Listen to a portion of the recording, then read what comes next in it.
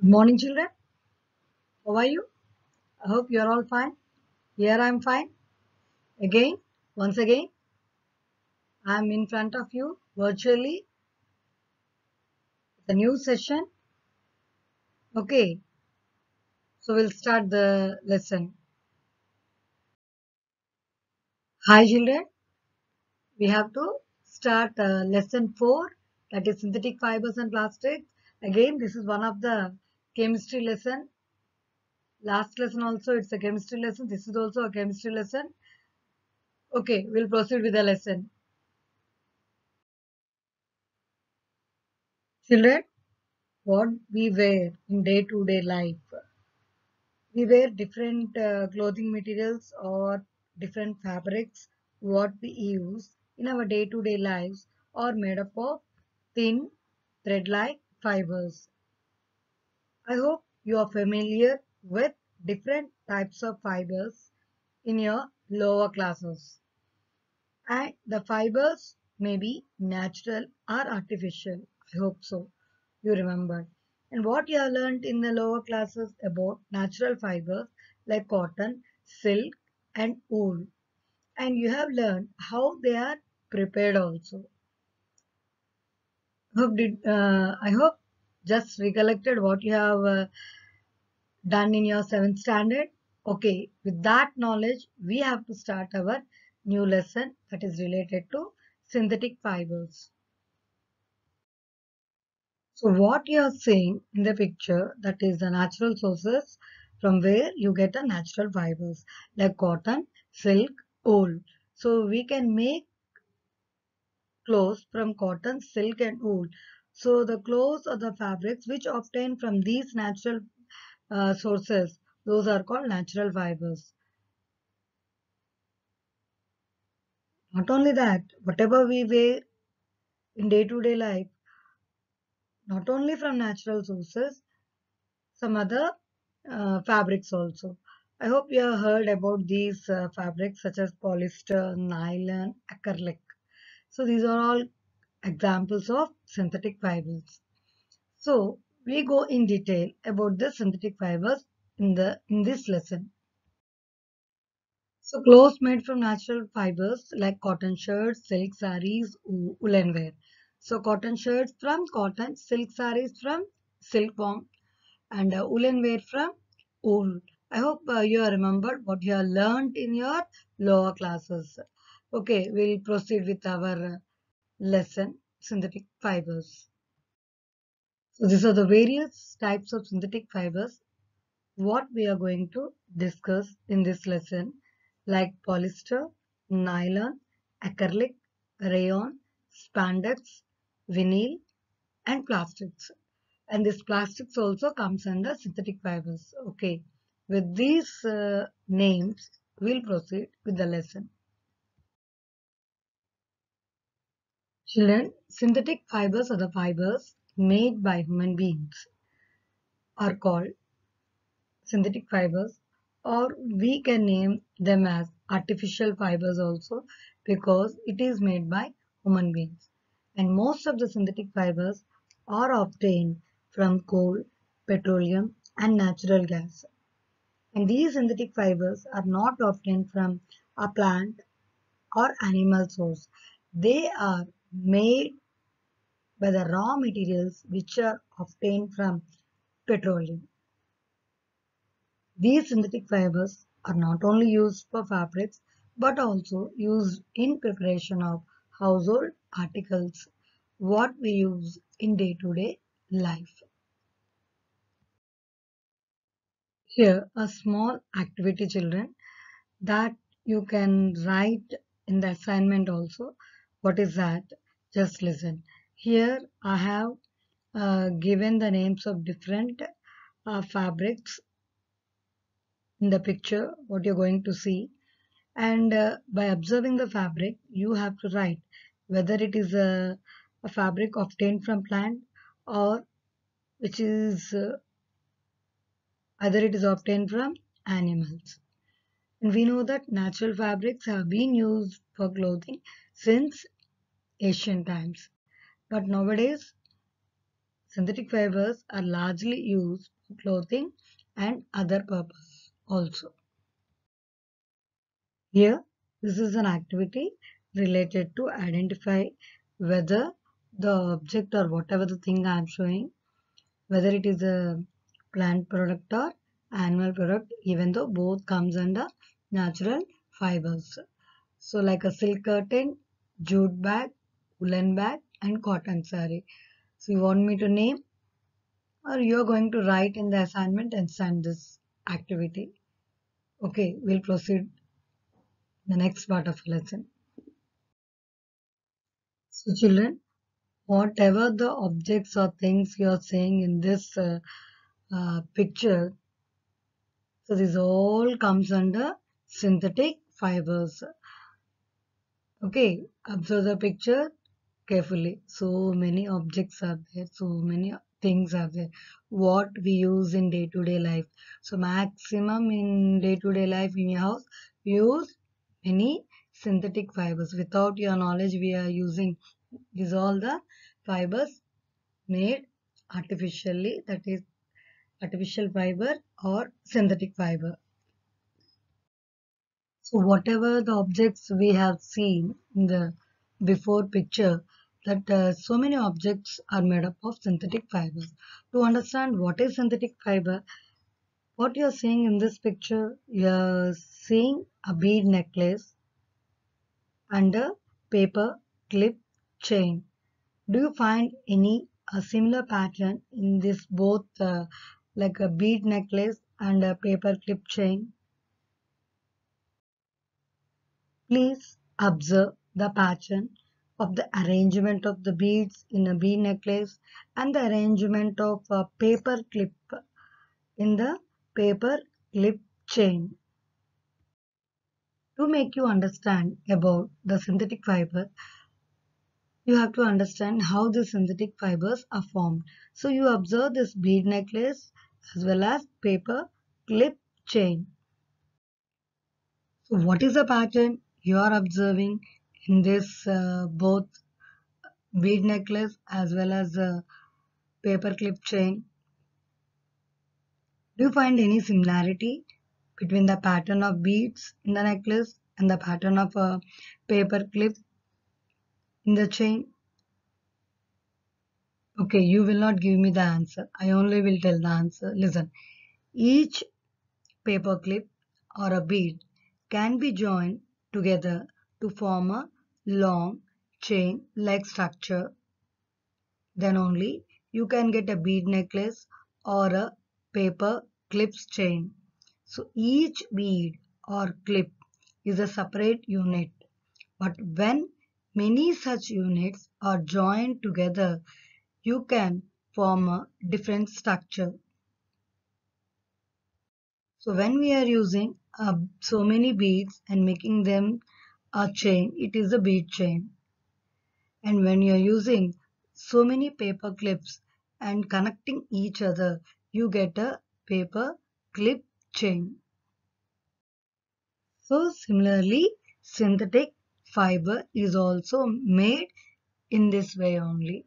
To understand about the synthetic fiber, just a small example related to that fiber arrangement. Synthetic fiber consists of multiple units, each of which is a chemical substance, which are joined together to form a single unit called a polymer. To understand the structure of polymer, what we have discussed one example that numerous beads on a string, each bead representing the individual unit that are joined together. So coming to this, synthetic fibers are made up of a chain-like structure which are themselves formed by joining a small units together. Each unit in the chain is known as monomer. So many small identical units, that means a monomers, combine to form a single unit called polymer. So what is this poly? Poly means many and mer means unit. So these words derived from Greek. So we may say that polymer is a structure made up of many small repeating units. How we have seen in a bead chain as well as a paper clip chain, because the small beads on a string, all of identical units there. Similarly, a small clips form a paper clip chain. So that point you have to remember, children, here. And one more point you have to remember, that unlike natural fibers, synthetic fibers are made from petroleum based chemicals or petrochemicals. So petrochemicals are subjected to various chemical processes to obtain synthetic fibers. So due to this, they are called synthetic fibers, or the other name is artificial fibers.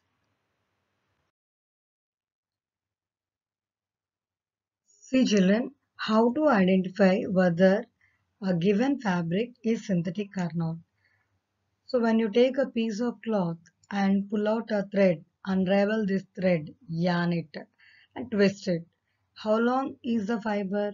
Whether this fiber is lustrous or not. Do these characteristics help in identifying a fiber? But it is not enough to identify whether the given thread is made up of a synthetic fiber or not. By simple visual inspection alone is not enough to identify the fiber, whether it is a synthetic or natural made. If a brand label was not mentioned, then what we have to do to know whether the given fabric, a piece of cloth of some fabric, whether it is a synthetic one or a natural one, you have to go with a burning test. Okay, so to identify the fiber, we have to do a burning test. So how you will do it? You can do the fiber burning test, unravel several wrap and weft clamps using tweezers. Here tweezers means directly you cannot hold the cloth or fabric into the flame. Like a chimta. Chimta means ice cube holder you will see na, in that way it will be tweezers. Hold the yarn to the edge of a flame and observe the changes. So you have to observe these three changes when you're doing the test. That is reaction to the flame, smell of the burn, and the look of the ash. And one more, the precaution you have to take is don't hold the fabric directly with your fingers while doing the test. Children, don't try in your house. Just listen and understand. Okay.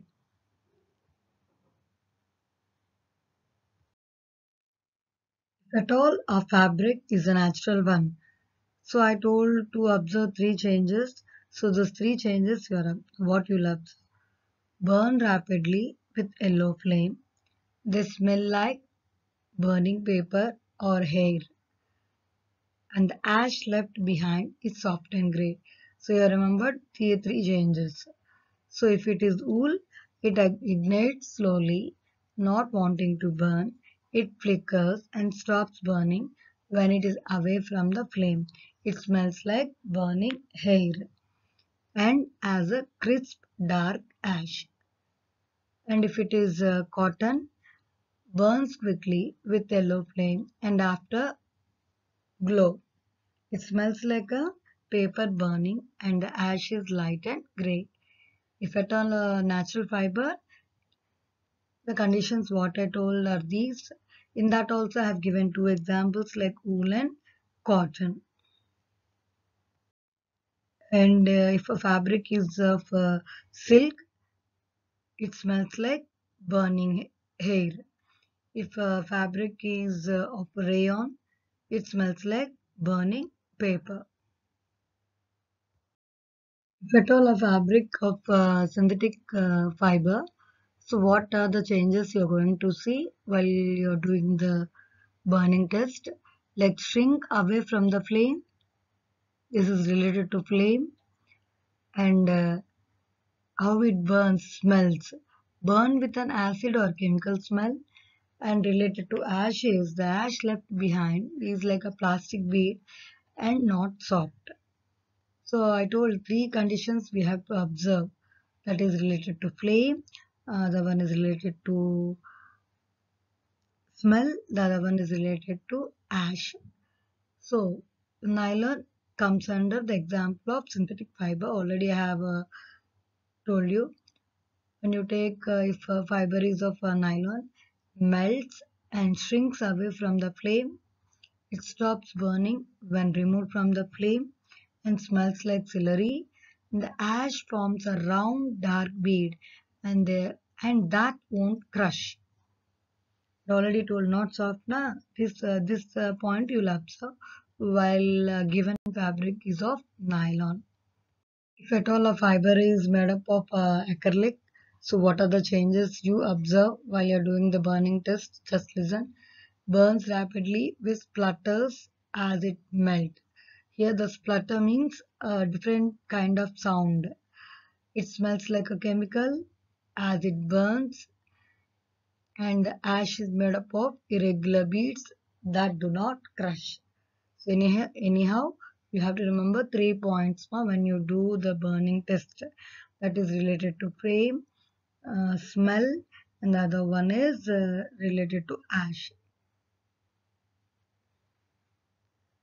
In this way, you can identify the natural fiber as well as synthetic fiber. If at all fabric is given to identify whether it comes under natural or artificial fiber. First and foremost thing you can do is burning test to identify the fiber. So today we have learned just introduction of the lesson synthetic fibers, and I made you to understand what is a synthetic fiber. Along with that, I gave examples for few synthetic fibers, and we have learned how to identify whether a given fabric is synthetic or artificial by doing an activity like a burning test. So with that, today's class I complete. So children, I'm going to meet you in the next online section. Thank you. Have a good day, children.